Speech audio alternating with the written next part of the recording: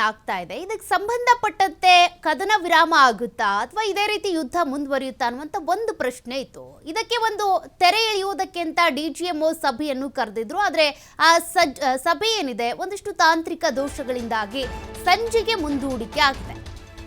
ಈಗಾಗಲೇ ಸಭೆ ಶುರುವಾಗಬೇಕಾಗಿತ್ತು, ಆದರೆ ಒಂದಷ್ಟು ತಾಂತ್ರಿಕ ದೋಷಗಳಿರೋದ್ರಿಂದ ಡಿಜಿಎಂಒ ಸಭೆ ಅಂದ್ರೆ ಭಾರತ ಹಾಗೂ ಪಾಕಿಸ್ತಾನದ ಡಿಜಿಎಂಒಗಳ ಸಭೆ ಸಂಜೆ 5 ಗಂಟೆಗೆ ಮುಂದೂಡಿಕೆ ಆಗಿದೆ. ಮಧ್ಯಾಹ್ನ 12ಕ್ಕೆ ನಡೀಬೇಕಾಗಿದ್ದಂತ ಸಭೆ ಇದು ಸಂಜೆ 5 ಗಂಟೆಗೆ ನಿಗದಿಯಾಗಿದೆ. ಉಭಯ ದೇಶಗಳ ಮೀಟಿಂಗ್ನತ್ತ ಇಡೀ ವಿಶ್ವದ ಚಿತ್ತ ನೆಟ್ಟಿದೆ. ಹಾಟ್ಲೈನ್ ಮೂಲಕ ಸಭೆ ನಡೆಸ್ತಾರೆ ಡಿಜಿಎಂಒ. ಯುದ್ಧ ಮುಂದುವರಿಯುತ್ತಾ ಅಥವಾ ಸ್ಥಗಿತ ಆಗುತ್ತಾ? ಪಾಕಿಸ್ತಾನ ಮತ್ತು ಭಾರತದ ನಡುವೆ ಮಹತ್ವದ ಮಾತುಕತೆ ಆಗುತ್ತೆ. ಗಡಿಯಲ್ಲಿ ಈಗಾಗಲೇ ಉದ್ವಿಗ್ನ ಸ್ಥಿತಿ ಇದೆ. ಆ ಉದ್ವಿಗ್ನ ಸ್ಥಿತಿಯನ್ನ ಕಡಿಮೆ ಮಾಡೋದ್ರ ಬಗ್ಗೆ ಈ ಸಭೆಯಲ್ಲಿ ಚರ್ಚೆ ಆಗುತ್ತೆ. ಸಭೆಯ ನಂತರವೇ ಕದನ ವಿರಾಮಕ್ಕೆ ಸಂಬಂಧಪಟ್ಟ ಗೊಂದಲಕ್ಕೆ ತೆರೆ ಎಳೆಯುವಂತ ಪ್ರಯತ್ನ ಆಗುತ್ತೆ. 12 ಗಂಟೆಗೆ ಈ ಒಂದು ಡಿಜಿಎಂಒಗಳ ಸಭೆ ನಡಿಬೇಕಾಗಿತ್ತು. ಆ ಸಭೆಯಲ್ಲಿ ಏನ್ ತೀರ್ಮಾನ ತೆಗೆದುಕೊಳ್ತಾರೆ ಅನ್ನುವಂತ ಒಂದು ಕುತೂಹಲ ಇದ್ದೇ ಇತ್ತು. ಈಗ ಆ ಸಭೆಯನ್ನ 5 ಗಂಟೆಗೆ ಮುಂದೂಡಿಕೆ ಮಾಡಿದ್ದಾರೆ.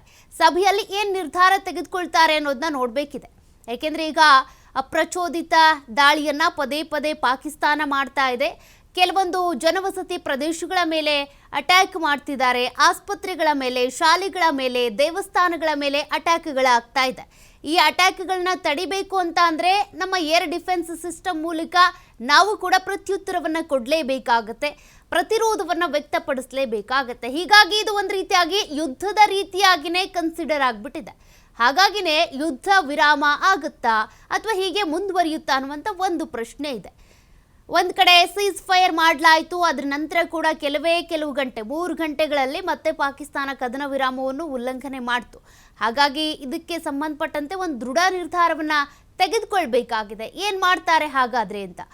ಇವತ್ತು ಸಂಜೆ 5 ಗಂಟೆಗೆ ಈ ಮೀಟಿಂಗ್ ನಡೆಯುತ್ತೆ. ಆ ಒಂದು ಮೀಟಿಂಗ್ನಲ್ಲಿ ಒಂದಷ್ಟು ವಿಚಾರಗಳು ಚರ್ಚೆ ಆಗುತ್ತೆ. ಮತ್ತೊಂದು ಪ್ರಶ್ನೆ ಇದೆ, ಒಂದು ವೇಳೆ ಕದನ ವಿರಾಮವನ್ನ ಘೋಷಣೆ ಮಾಡುವುದೇ ಆದರೆ ಉಗ್ರರನ್ನ ನಮಗೊಪ್ಪಿಸಿ ಅನ್ನುವಂಥ ಬೇಡಿಕೆಯನ್ನ ಭಾರತ ಇಡುವಂಥ ನಿರೀಕ್ಷೆ ಕೂಡ ಇದೆ.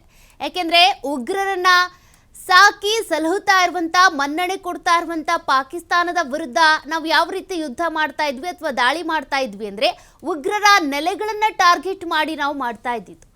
ಬಟ್ ಅದಾದ ನಂತರ ಆಪರೇಷನ್ ಸಿಂಧೂರದ ಬಳಿಕ ಪಾಕಿಸ್ತಾನದವರು ನಮ್ಮ ಭಾರತದ ಕೆಲ ಜನವಸತಿ ಪ್ರದೇಶಗಳ ಮೇಲೆ ಅಥವಾ ವಾಯು ನೆಲೆಗಳ ಮೇಲೆ ಟಾರ್ಗೆಟ್ ಮಾಡಿ ಅಟ್ಯಾಕ್ ಮಾಡೋದಕ್ಕೆ ಶುರು ಮಾಡಿದ್ರು. ಇದನ್ನ ತಡೆಯೋದಕ್ಕೆ ಅಂತ ಪ್ರತಿರೋಧ ಭಾರತದ ಸೇನೆಯಿಂದ ಕೂಡ ಉಂಟಾಗ್ತಾ ಇತ್ತು. ಈ ಸಂದರ್ಭದಲ್ಲಿ ಒಂದಷ್ಟು ಹಾನಿಗಳಾಗಿದೆ ಪಾಕಿಸ್ತಾನಕ್ಕೆ. ಅಷ್ಟೇ ಅಲ್ಲ, ಪಾಕಿಸ್ತಾನದ 11 ವಾಯು ನೆಲೆಗಳ ಮೇಲೂ ಕೂಡ ಹಾನಿ ಉಂಟಾಗಿದೆ. ಈಗ ಪಾಕಿಸ್ತಾನಕ್ಕೆ ಭಯ ಶುರುವಾಗಿದೆ. ಈ ರೀತಿಯಾಗಿ ಅಂದ್ರೆ ಪಾಕಿಸ್ತಾನದ ರಾಜಧಾನಿ ಇಸ್ಲಾಮಾಬಾದ್ ಬಳಿ ಇರುವಂತ ನೂರ್ ಖಾನ್ ಏರ್ ಬೇಸ್ ಮೇಲೆ ಆದಂತ ಅಟ್ಯಾಕ್ ಏನಿದೆ, ಆ ಅಟ್ಯಾಕ್ನಿಂದಾಗಿ ಭಯ ಶುರುವಾಗಿದೆ. ನಮ್ಮ ಭಾರತದ ರಾಜಧಾನಿ ದೆಹಲಿ ಮೇಲೆ ಅಟ್ಯಾಕ್ ಆದ್ರೆ ಹೇಗಾಗುತ್ತೋ ಆ ರೀತಿಯಾಗಿ ಆ ಮಟ್ಟಕ್ಕೆ ಪಾಕಿಸ್ತಾನದ ರಾಜಧಾನಿ ಇಸ್ಲಾಮಾಬಾದ್ನ 10 ಕಿಲೋಮೀಟರ್ ದೂರದಲ್ಲಿನೇ ಇರುವಂತ ನೂರ್ ಖಾನ್ ಏರ್ ಬೇಸ್ ಮೇಲೆ ಅಟ್ಯಾಕ್ ಆಗಿರೋದು. ಹಾಗಾಗಿ ಪಾಕಿಸ್ತಾನ ಈ ಒಂದು ಯುದ್ಧ ವಿರಾಮ ಆಗಲಿ ಅಂತ ಒಪ್ಕೊಳ್ಳುತ್ತಾ ಎಲ್ಲ ಒಂದಷ್ಟು ಭಾರತದ ಒಂದಷ್ಟು ಬೇಡಿಕೆಗಳಿದ್ದೇ ಇದೆ.